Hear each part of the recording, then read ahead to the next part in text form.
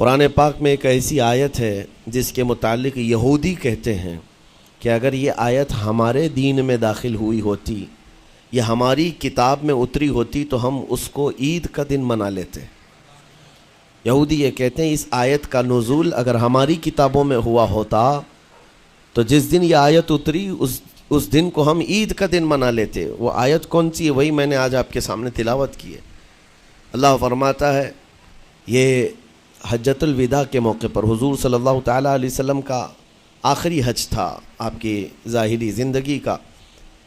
اس دن یہ آیت نازل ہوئی تھی اور حضور اکرم صلی اللہ تعالیٰ علیہ وسلم نے اپنا حج مکمل کر کے ارشاد بھی فرمایا تھا کہ آج کے بعد ہو سکتا ہے کہ میں اس جگہ پر تم سے دوبارہ ملاقات نہ کروں۔ اور وہ آخری حج کہا جاتا ہے اور آخری خطبہ بھی حضور کا خطبۃ الوداع جس کو کہتے ہیں مشہور ہے۔ اس وقت یہ آیت اتری تھی۔ آیت کا معنی پہلے سن لیں، ترجمہ۔ رب تعالیٰ فرماتا ہے الیوم اکملت لکم دینکم واتممت علیکم نعمتی، آج کے دن میں نے تمہارا دین مکمل کر دیا اور میری نعمتیں پوری اتار دیں۔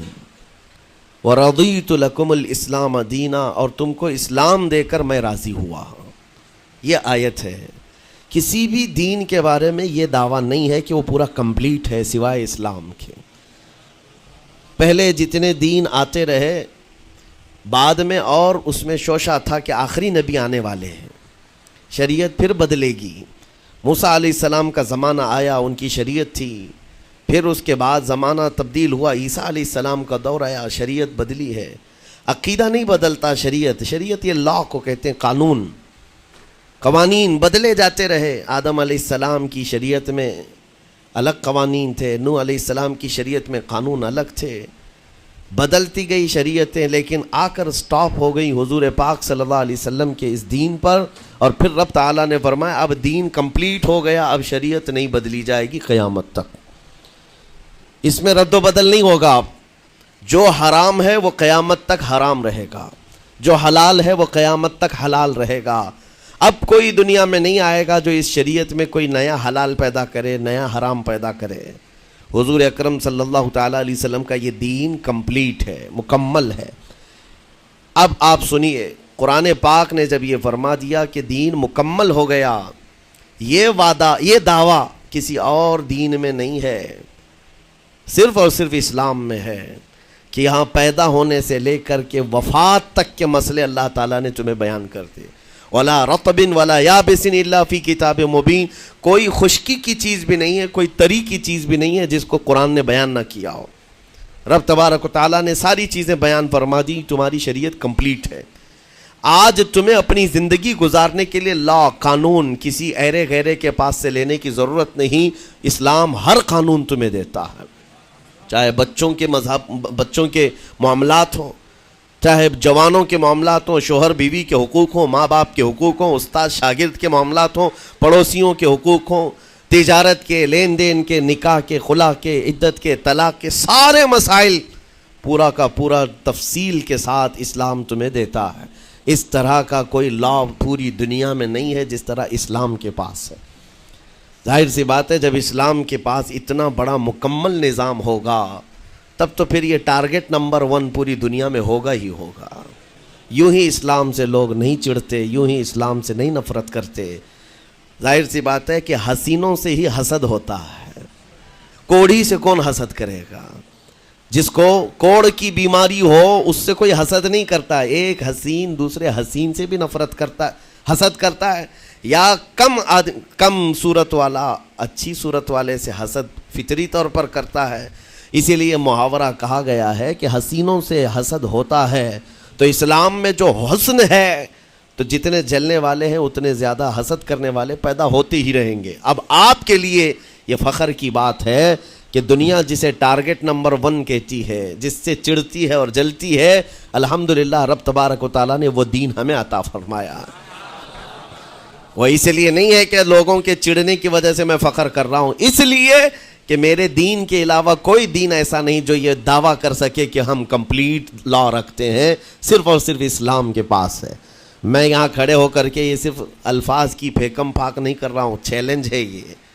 پوری دنیا کے کسی بھی ریلیجن کے پاس وہ سارے مسائل نہیں مل پائیں گے جو دین اسلام کے پاس موجود ہیں۔ دین اسلام کے لیے اگر آپ کو میں بتا دوں کہ اس کا جو فقہ کا نظام ہے، مسئلے مسائل، جس کو اگر آپ پڑھنے کی کوشش بھی کریں زندگیاں بیت جائیں، صرف اور صرف ایک چیپٹر پر کتابیں لکھی ہوئی ہیں، صرف نکاح کے مسئلے کتابیں پوری ہیں، صرف طلاق کے مسئلے پوری کتابیں موجود ہیں۔ اتنا وستار کے ساتھ، اتنا تفصیل کے ساتھ کوئی دین نہیں پیش کرتا، صرف اور صرف اسلام ہے۔ یہ باتیں میں آپ کے سامنے کیوں رکھ رہا ہوں میرے عزیزو؟ تاکہ تمہیں یہ احساس ہو کہ اللہ نے کون سی نعمت تمہیں دی ہے۔ اسی آیت میں رب تعالیٰ فرماتا ہے وَأَتْمَمْتُ عَلَيْكُمْ نِعْمَتِي، میں نے اپنی پوری نعمت تمہیں دے دیا ہے، پوری نعمت تمہیں دے دیا ہے۔ احساس کرو کہ اسلام سے بڑھ کر نعمت کیا ملتی تمہیں، اسلام سے بڑھ کر کے کیا نعمت ہے، جس میں رب تبارک و تعالیٰ نے تمہیں اخلاق و کردار دیے ہیں، تعلیم کے لیے سارے۔ آپ کو ابھی اس زمانے میں پروپیگنڈے کے شکار ہو گئے کہ ہم جاہل قوم سے وابستہ ہیں، ہمارے ہاں جہالت زیادہ ہے، ہمارے ہاں بد کرداری زیادہ ہے۔ یہ عوام کو دیکھ کر کے لوگوں نے پروپیگنڈا بنایا، ورنہ تو ان کی حالت یہ تھی 18ویں صدی تک یورپ والوں کو روڈ بنانے کا طریقہ بھی نہیں معلوم تھا، اسلام نے سکھایا ہے۔ ان کو پارلیمنٹ میں بیٹھنے کا قانون نہیں معلوم تھا، اسلام نے قانون عطا کیے ہیں۔ ان کو عدالت چلانے کے معاملے معلوم نہیں تھے، اسلام نے پوری کتابیں پیش کی ہیں۔ اٹلی اور ڈنمارک جو آج یورپ کی کنٹریز میں شامل ہوتے ہیں، یہاں کے بادشاہوں کے بچے اسلامی علماء کے پاس اندلس میں پڑھنے کے لیے جاتے تھے، عیسائیوں کے، دوسروں کے، انگریزوں کے بچے، اور جب پڑھ کر کے آتے تھے اٹلی اور ڈنمارک میں واپس تو پورے لوگ ان کو دیکھنے کے لیے بھیڑ لگاتے کہ یہ علماء اسلام سے پڑھ کر کے آ رہے ہیں۔ دنیا کو قلم پکڑنا سکھایا ہے اسلام نے۔ آپ کو ابھی میں اس موضوع پر نہیں بات کر رہا ہوں جو اسلام نے پوری دنیا کو دیا ہے۔ آج یہ جو گھڑی دیکھتے ہیں نا ہر جگہ پوری دنیا کا ٹائم، سب سے پہلے مسلم علماء نے اس کو ایجاد کیا ہے۔ دنیا کو ٹائم دیکھنے کا طریقہ اسلام نے سکھایا ہے۔ آپ کو ایک دو نہیں، آج پوری دنیا میں میڈیکل سرجری جو بھی ہوتی ہے، آپ کو پتہ ہے چیر پھاڑ کرنا ہر جگہ ضروری ہو گیا ہے، آپریشن تھیٹر، ساری دنیا جو سرجری کرتی ہے اس کے بیسک قانون ابو علی سینا اسلامی عالم کے لکھے ہوئے ہیں۔ آج بھی امریکہ کی یونیورسٹی میں یہ کتاب داخل ہے، کیلیفورنیا میں۔ اس اسلامی علماء نے جو پوری دنیا کو دیا ہے وہ ایک الگ ٹاپک ہے۔ وہ اس کی ترقی اور عروج کا وقت تھا۔ اسپین میں کیمسٹری میں سب سے پہلے ایجاد کرنے والے علماء موجود ہیں، جابر بن حیان ہیں، جو الجبرا پوری دنیا کو دیا ہے۔ آج ہر یونیورسٹی، ہر کالج میں الجبرا کا سبجیکٹ ہوتا ہے۔ کس نے لکھا ہے؟ دنیا کو چلنے کا سلیقہ اسلام نے سکھایا ہے، بولنے کا طریقہ اسلام نے سکھایا ہے۔ سیاست کے معاملات آپ کو پتہ ہے، پہلے کے دور کی سیاست یہ تھی جو بادشاہ بن گیا اس کا راج ہے، اس کا قانون ہے، اور رات کو خواب میں کوئی چیز دیکھے تو صبح قانون بنا دے گا۔ بادشاہوں کا مزاج ہے، خواب میں کوئی چیز نظر آ گئی صبح وہ قانون بن گئی۔ تو یہ تو سلسلہ چلتا تھا پوری دنیا میں، اور آج بھی دنیا اس بات کی قرضدار ہے کہ حقیقت میں سیاست کسی نے سکھائی ہے تو وہ عمر ابن خطاب کی سیاست ہے، صدیق اکبر کی سیاست ہے۔ خلفائے راشدین نے جو حکومت اور سیادت کر کے دنیا کو دکھایا ہے اس کی مثال کوئی پیش نہیں کر سکتا۔ اسی لیے ہمارے اس دیش کے جانتے ہیں جن کو موہن داس کرم چند گاندھی کہا جاتا ہے، گاندھی جی کو آج سارے لوگ یاد کرتے ہیں۔ گاندھی نے یہ کہا ہے اپنے دور کے حکومت چلانے والوں کو مثال اگر کوئی دے سکتا ہوں تو ابو بکر اور عمر کی دے سکتا ہوں، کیونکہ یہ کالپنائیں نہیں ہیں، یہ خیالی نہیں ہیں، یہ فیلڈ میں اترے ہوئے لوگ ہیں۔ وہ صدیق اکبر اسلام نے دیا ہے جس نے پوری دنیا کو فاقہ کشی میں خود رہ کر کے لوگوں کی بھوک مٹانے کا سلیقہ عطا کیا ہے۔ اس عمر ابن خطاب کو اسلام نے دنیا میں پیش کیا ہے جس عمر فاروق کا حال یہ ہے پورا مدینہ رات کو سوتا ہے اور یہ خلیفہ وقت گلیوں میں گشت کر رہا ہوتا ہے کہ کوئی بھوکا نہ سو رہا ہو۔ آپ کو پتہ ہے وہ عمر ابن خطاب رات کے وقت گزرتے ہوئے ایک گھر کے قریب سے جا رہے ہیں تو دیکھا ایک مرد باہر بیٹھا ہوا ہے، اندر سے رونے کی آواز آ رہی ہے۔ اس کے مرد سے پوچھا آپ نے، وہ نہیں پہچانتا تھا، آپ کبھی حجاب ڈالتے کبھی پردہ ڈالتے اور رات کو گلیوں میں مدینے کے گشت کر رہے ہوتے۔ اس مرد سے پوچھا کیا معاملہ ہے؟ کہا کہ میری بیوی کے بچے کی ولادت کا وقت قریب آ گیا ہے، درد ذہ میں مبتلا ہے اور گھر میں کوئی نہیں ہے، تکلیف ہے۔ جانتے ہو حضرت عمر فاروق رضی اللہ تعالیٰ عنہ اپنے گھر سے اپنی بیوی کو، اپنی بیٹی کو، اپنی بہو کو بلوایا اور کہا جاؤ یہاں پر گھر میں بچے کی ولادت ہونے والی ہے، اس کی تیمارداری کر. صبح تک خلیفۃ المسلمین کے گھر کی عورتیں ایک غریب کے گھر کی عورت کی تیمارداری کر رہی ہیں. جب بچے کے ولادت کی آواز آئی، سب سے پہلے مبارکبادی دینے والے عمر ابن خطاب ہیں. اس سے کہتے بھائی تمہیں مبارک ہو، اللہ نے بیٹا عطا فرمایا. وہ خوش و خرم ہے کہ میرا کوئی رشتہ دار نہیں ہے، اجنبی رات کو آیا ہے اور مجھے مبارکبادی بھی دیا، میرے گھر کے سارے کام کاج بھی اٹھا لیا اور اپنی پیٹھ پر گھر سے بوریا لا کر کے آٹے اور راشن کا اس گھر میں پہنچایا اور کہا خوش و خرم رہو، اللہ نے تمہارے گھر میں برکت دی ہے. صبح اٹھ کر کے وہ لوگوں کو بتا رہا ہے اللہ نے رات کو ایک عجیب فرشتہ بھیجا، میرے گھر میں اکیلی عورت تھی، درد ذہن میں مبتلا تھی، 3 عورتیں بھی آئی اور ایک مرد بھی آیا، رات بھر میرے ساتھ بیٹھا رہا، مجھے کھلایا پلایا بھی، میرے گھر کی تیمارداری بھی کر کے گیا. لوگوں نے کہا جانتے ہو کون تھا؟ وہ عمر ابن خطاب امیر المومنین تھے. دنیا کو یہ سیاست کا سلیقہ دینے والا اسلام کا وہ عظیم سپہ سالار ہے. آج بھی آپ کو میں بتاؤں اٹلی میں اور ڈنمارک میں اور کچھ کنٹریز میں ایک دن منانے کا پرستاؤ پیش کیا جا رہا ہے. یہ نہیں کہہ رہا ہوں ریچرڈ کا یا ریمونڈ کا، کوئی جو بڑے بڑے ان کے سپہ سالار ہیں ان کا ایک دن منایا جائے گا جن کو مطلب کوئی بہت بڑا نوبل پرائز ملا ہو. میں یورپین کنٹریز کی بات کر رہا ہوں جہاں وہ اپنے بادشاہوں کے پیدائش کا دن یا ان کے کسی اینیورسری کو منانے کا پرستاؤ نہیں پیش کر رہے ہیں، بلکہ یورپ کی یہ 2 کنٹریاں ہیں جو یہ پرستاؤ پیش کر رہی ہیں کہ سال میں ایک دن ایسا منایا جائے جس کا نام صلاح الدین ایوبی ڈے ہونا چاہیے.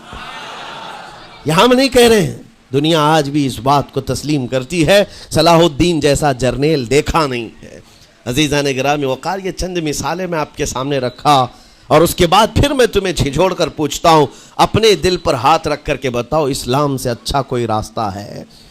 قرآن یہی کہتا ہے وَمَن يَبْتَغِ غَيْرَ الْإِسْلَامِ دِينًا فَلَن يُقْبَلَ مِنْهُ، جو اسلام کے علاوہ دوسرا راستہ لے کر کے آئے گا قیامت کے دن اس کا کوئی قبول نہیں کیا جائے گا، نہیں قبول کیا جائے گا، بلکہ وہ سب سے بڑے گھاٹے میں ہوگا، آخرت کے دن خسارہ اٹھانے والوں میں ہوگا. آج تمہارے پاس وہ عقل سلیم اللہ تعالیٰ نے دیا، جس کو تھوڑی بہت شدھ بدھ ہونا، عقل کا استعمال کرتا ہو، وہ بھی اسلام کے متعلق سوچے گا کہ میرے دین میں اتنی اچھائیاں ہیں، آج تک رب تعالیٰ نے مجھے یہ پیشانی کسی کے سامنے جھکنے نہیں دیا. کہیں جھکاتے ہو؟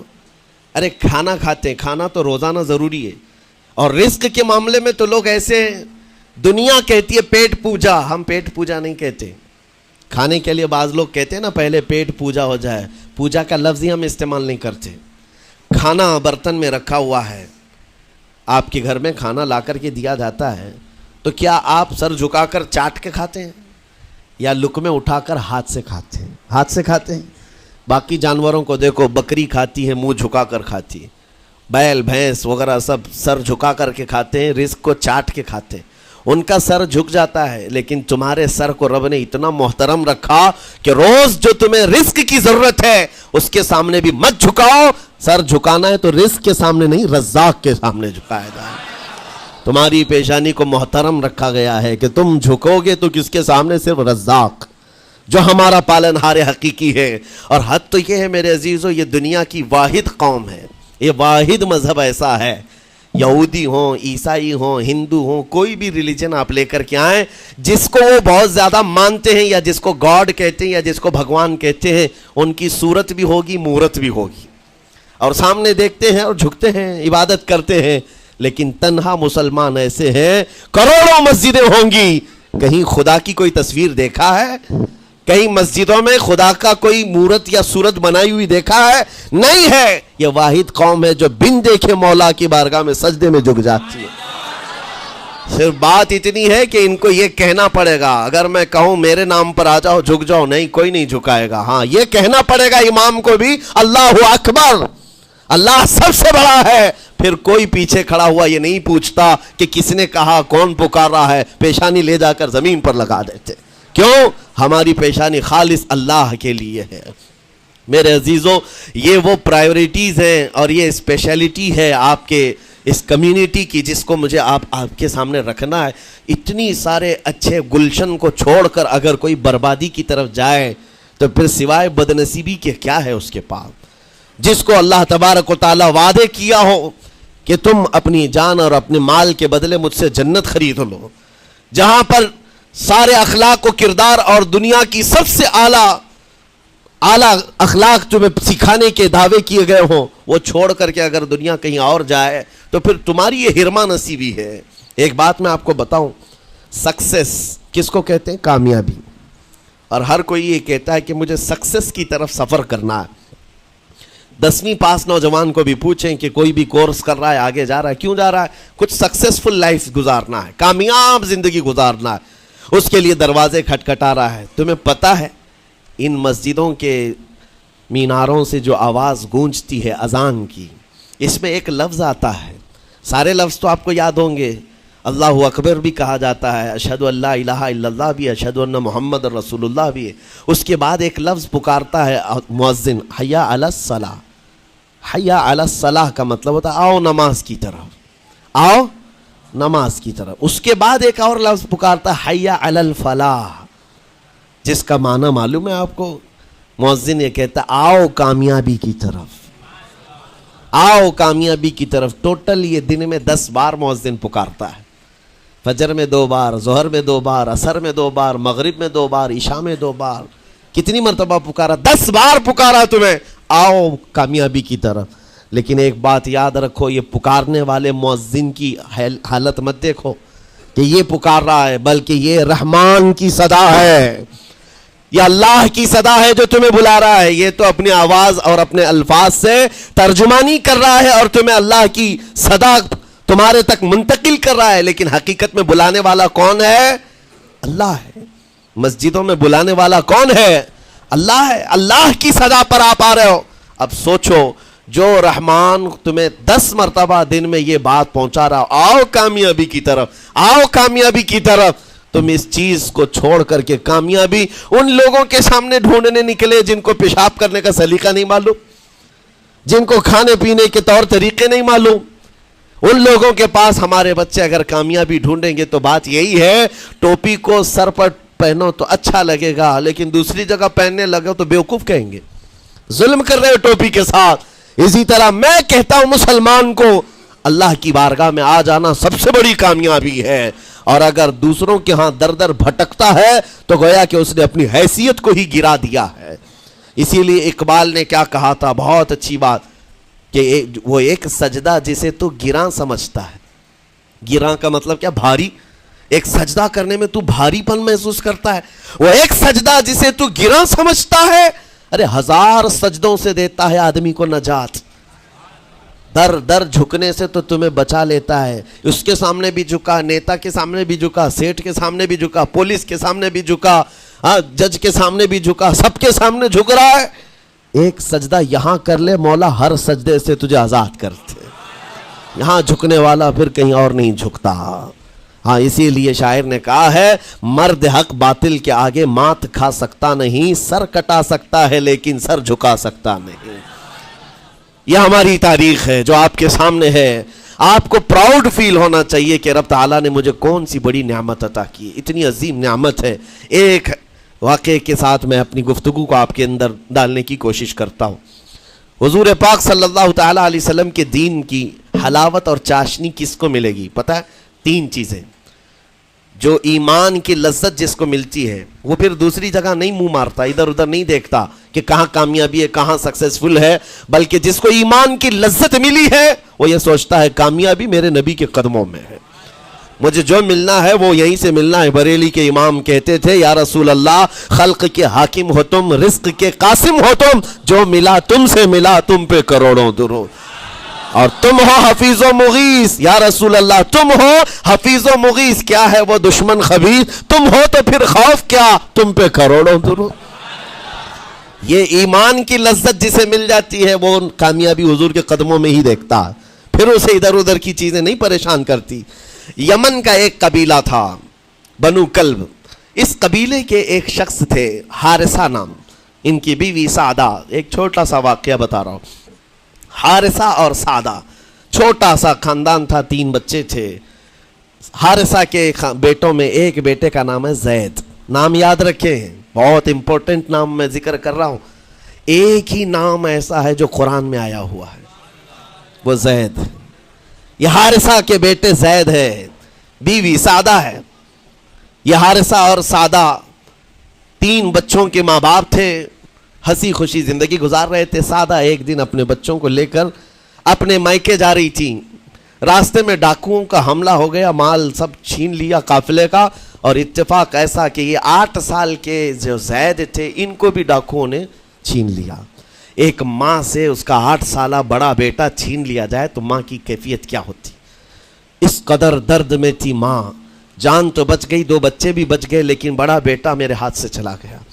مارے مارے صحراؤں میں گھومتی تھی، پکارتی تھی میرا زید میرا زید میرا زید میرا زید۔ ڈاکوؤں نے زید کو کیا کیا؟ عکاظ کا ایک میلہ لگتا تھا، اس وقت یہ غلامی کا دور تھا، لوگ انسانوں کو پکڑتے اور بیچ دیتے تھے، وہاں لا کر کے انہوں نے زید کو بیچ دیا، غلام کی حیثیت سے بیچ دیا۔ آگے میں بتاتا ہوں۔ یہاں سعدہ کا حال بے حال تھا، واپس گھر آئی تو باپ اپنے شوہر سے کہا، اور شوہر کا حال تو ایسا تھا کہ وہ زید کو اپنے آنکھوں کا نور، اپنے آنکھوں کا سرور سمجھتا، اور اس قدر پیار و محبت والا باپ مارے مارے گھومتا رہا گلیوں میں، اور ان کا لکھا ہوا ایک اشعار کا منظوم ترانہ ہے جو اپنے بیٹے کی جدائی میں لکھا۔ اپنے تو اپنے دشمن بھی وہ ترانہ سنتے تو رو پڑتے تھے۔ ایک باپ کا درد اپنے بیٹے کی جدائی میں، بہت روتے تھے، بہت۔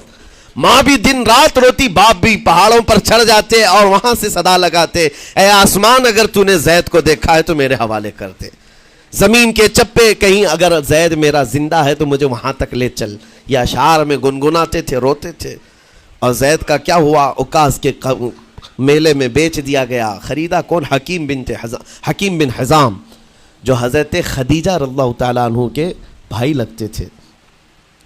یہ لے کر کے آئے، اور حضرت خدیجہ رضی اللہ تعالیٰ عنہ اس وقت مکہ میں اور حضور پاک صلی اللہ علیہ وسلم کے نکاح میں ہے، تو حضرت خدیجہ کے پاس یہ زید آ گیا، بھائی نے گفٹ کے طور پر دے دیا۔ حضرت خدیجہ کے گھر میں یہ زید جب آئے، اس وقت ان کی عمر یعنی 10-12 سال کے آس پاس رہی ہوگی، اور یہ ایسا لڑکا جو چھوٹی سی عمر کا، ادب اتنا تھا کہ ہر ایک کا ادب کرتا، بڑے اچھے خاندان سے تعلق رکھنے والا۔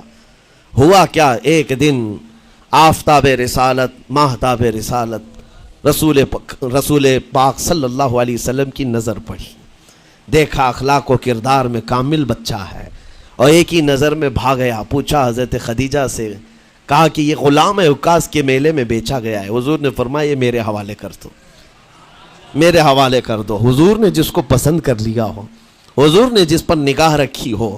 اب وہ زید خوشی خوشی حضور کے پاس آئے، نبی پاک صلی اللہ تعالیٰ علیہ وسلم ان کے اخلاق سے بڑے خوش تھے، اور اس کے بعد محبت بھی ایسی دی، ایسی شفقت دی کہ زید کو نہ باپ کی خبر تھی نہ ماں کی خبر تھی، جو کچھ تھا وہ رسول اللہ کے پاس تھا۔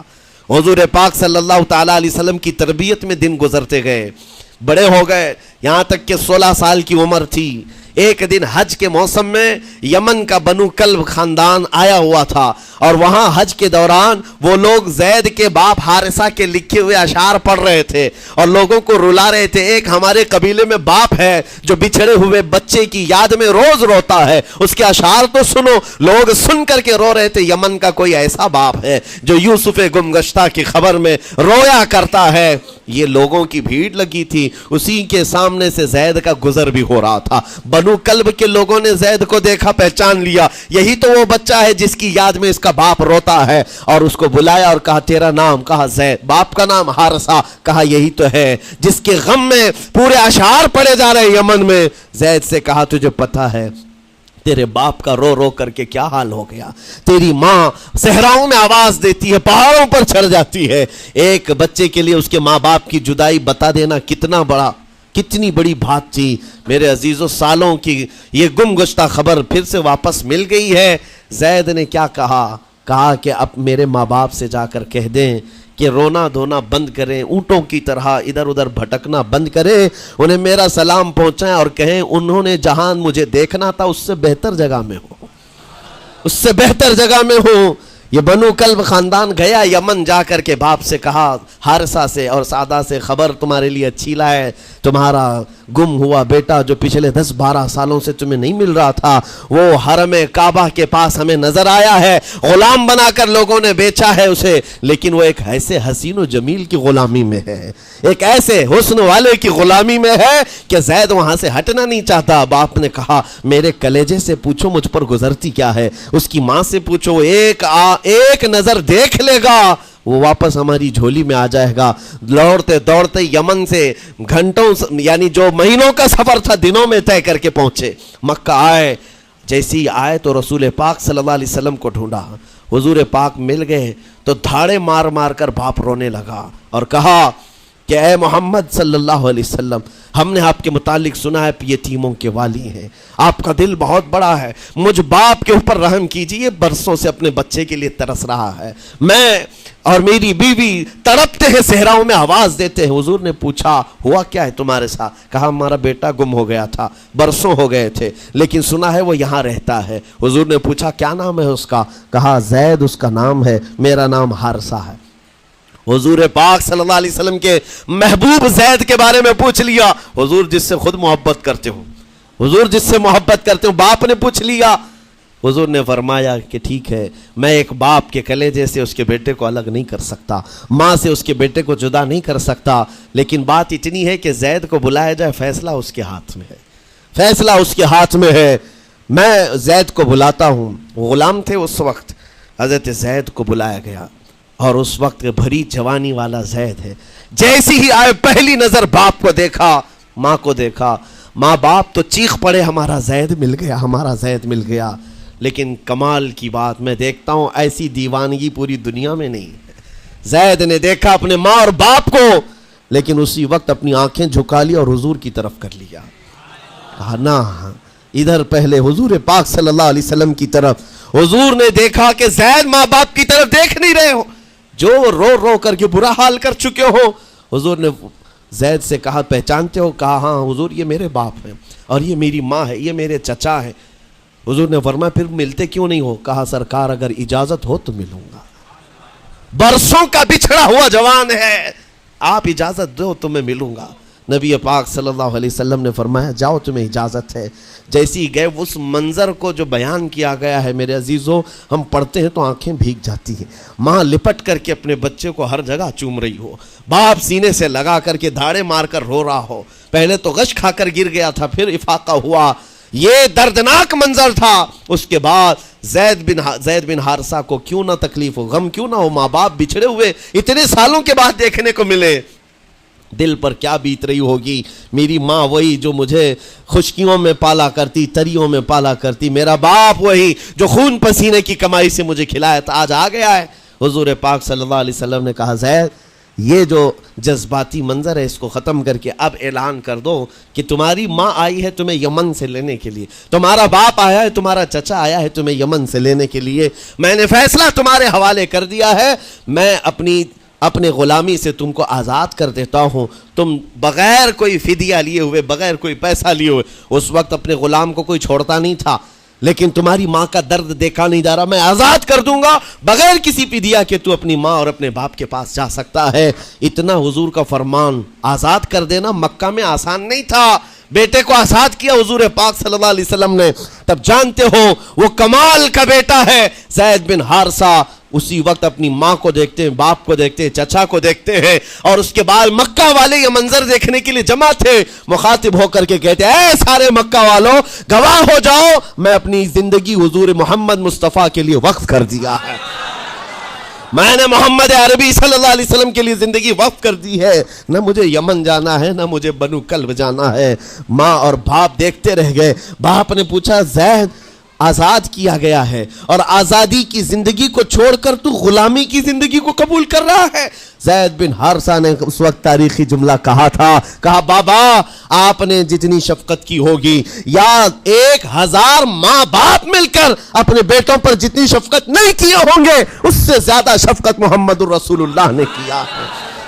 میں ہزار آزادیوں پر اس ایک غلامی کو، میں ہزار آزادیوں کو قربان کرتا ہوں اس ایک غلامی پر، میرے لیے زندگی بھر یہ غلامی کافی ہے۔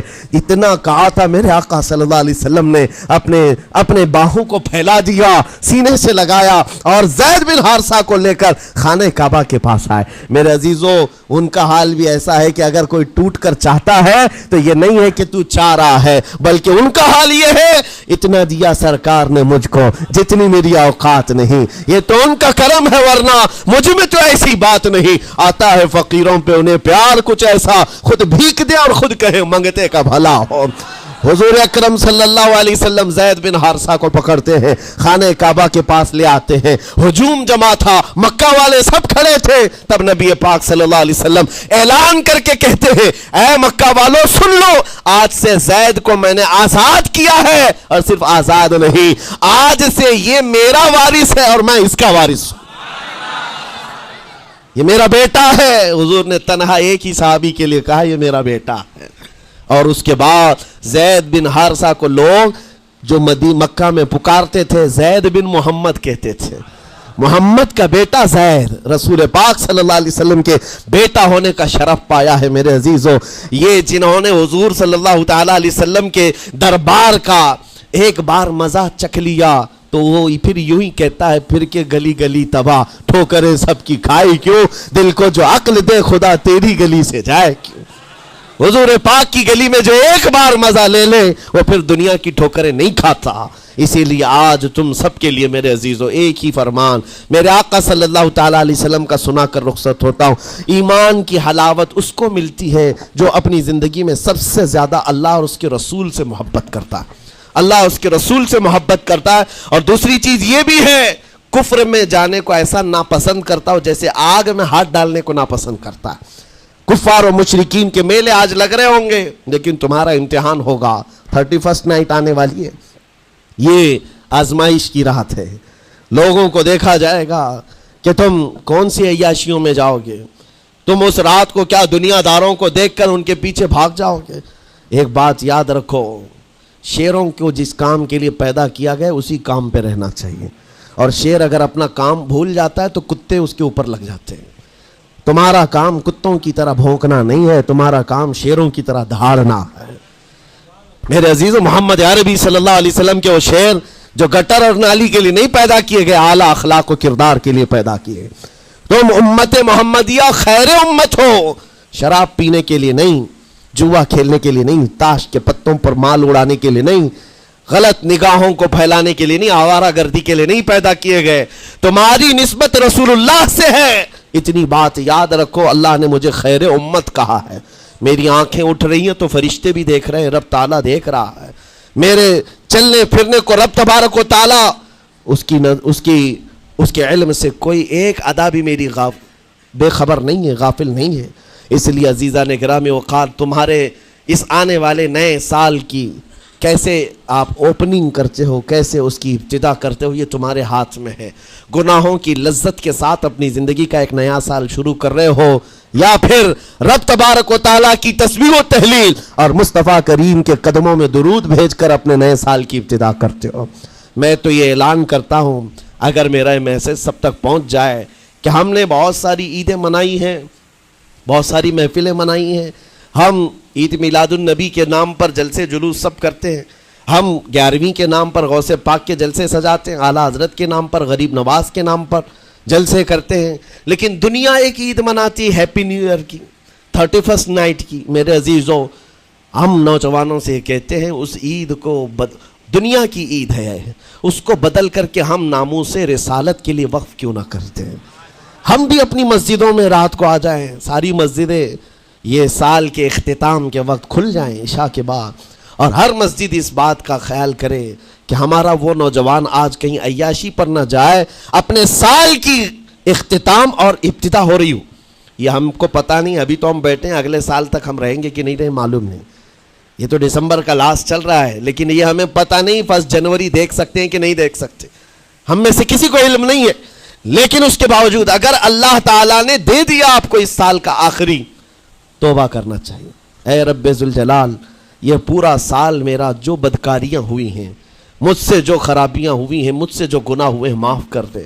تو ایک نیا سال میری زندگی میں کھول رہا ہے، مولا پچھلے سال جو مجھ سے گناہ ہوئے اس سال وہ گناہ نہ ہو، میں تیرے دربار میں پناہ مانگتا ہوں، تیرے دربار کی پناہ مانگتا ہوں ان تمام شیاطین کے شر و فساد سے جنہوں نے مجھے بدکار بنانے کی کوششیں کی ہیں۔ اگر اس رات تمہاری دعا قبول ہو گئی تو انشاءاللہ 2024 ہمارا ہے۔ لوگ آج بہت ساری بھوشمانیاں کر رہے ہیں، 2024 ان کا ہے، ان کا ہے، میں کہتا ہوں غلامان مصطفیٰ کا ہے۔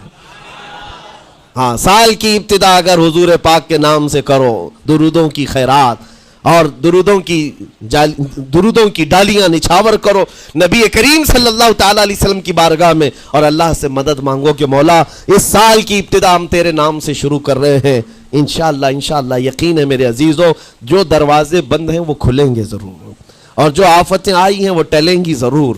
بس بات صرف اتنی ہے، قرآن بھی کہتا ہے، جس کی ترجمانی اقبال کرتا ہے کہ محمد سے وفا تو نے، تو ہم تیرے ہیں، یہ جہاں چیز ہے کیا ہے، لوح و قلم تیرے ہیں۔ اللہ کریم کہنے سننے سے زیادہ عمل کی توفیق عطا فرمائے۔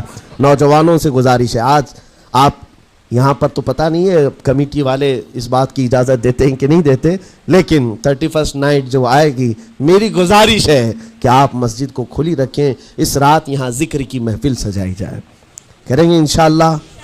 جو جہاں ہے وہ اپنی مسجدوں میں اس بات کا عہد کرے کہ آج ہم ذکر کریں گے، توبہ اور استغفار کریں اور حضور پر درود پاک کی محفل سجائیں گے۔ اللہ تبارک و تعالیٰ آپ کے اس عزم کو قبول فرمائے۔